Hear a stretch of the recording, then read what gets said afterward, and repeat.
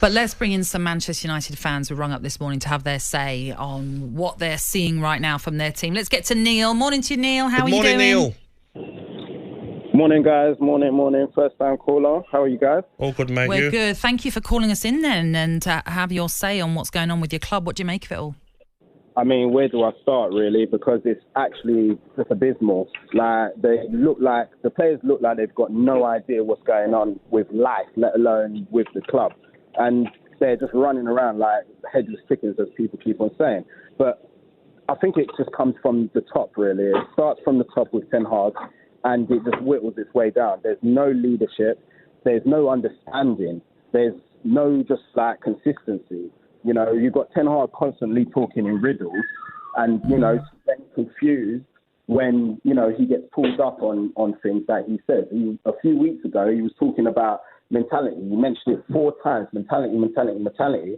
And in the interview asked him about, so it's a thing about mentality, and he denies it. I'm thinking, what are you saying, mate? Mm-hmm. The team doesn't know whether to high block, mid block, or low block. They don't know when to trigger a press, and it doesn't even look like they care about a press. You know, even looking at the game yesterday, fair enough, Rashford took a baggy touch yesterday for Van der Ven to take it forward.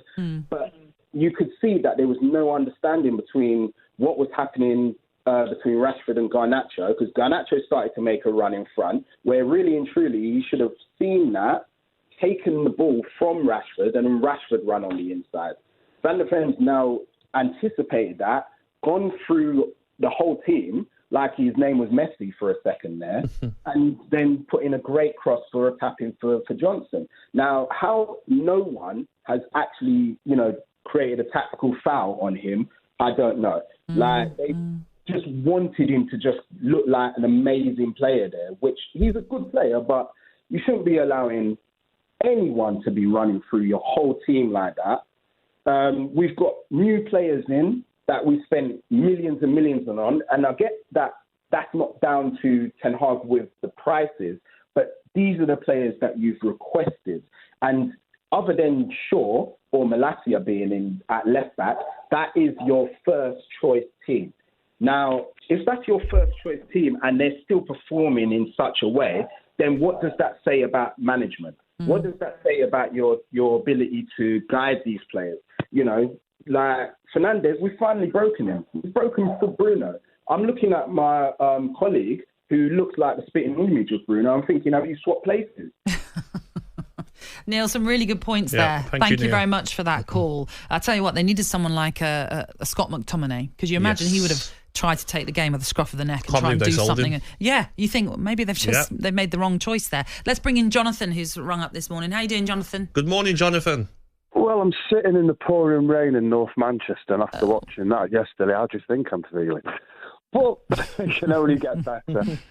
I think the biggest problem we have is, who do you replace him with? I mean, he's finished. He's been finished for a long time. He's not up to the job. The players don't play for him. He doesn't instill confidence in them. I mean, but looking at it yesterday, we're hearing a lot about this block, that press. The thing is, not one of them has got any backbone. Yeah. Right, not one of them has.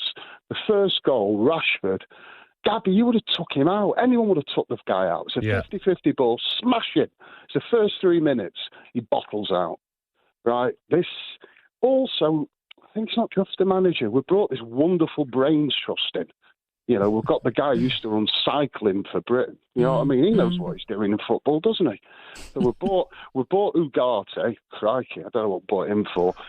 Xerxes looks like he plays in a kids' team. So, Jonathan, do you get frustrated when you see other teams that they play attractive football? Even Spurs, you got Brighton, you got these teams that are like Aston Villa, lower down the table. Fulham. They've got a way of playing, an identity, and you watch Manchester United with like a top 11 players, and they're like strangers on the pitch. Well, I don't know if it's lucky or it's a curse, Gabby. I only watch United.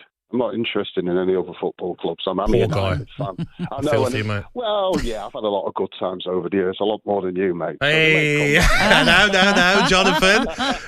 Let's not argue here. We're talking about your team, not me. Well, look, Jonathan, we got to take a break, but appreciate your call. Thank you very much. That is the question, do they stick? Do they twist? Who else can come in and actually do anything? As an Aston Villa fan, stick with him. No, you would say. Yes, give him time. Yeah, yes. Indeed. Right, okay, we're going to take a break and continue to discuss all the fallout from the weekend's Premier League action and be joined a little bit later on by Ronnie O'Sullivan as well. Legend. talkSPORT Breakfast, waking you up Monday to Friday morning from 6 a.m. on AM, on DAB, via the talkSPORT app and on your smart speaker. talkSPORT.